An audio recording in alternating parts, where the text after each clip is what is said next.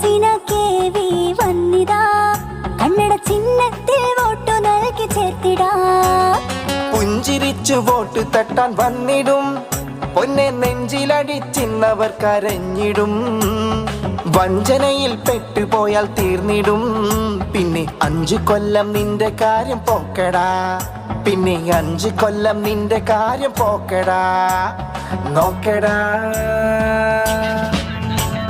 പാപ്പിനിശ്ശേരി പഞ്ചായത്തിൽ 18ാം വാർഡിൽ ഇന്ന് സ്ഥാനാർത്ഥി ആരാണെന്നറിയുമോ?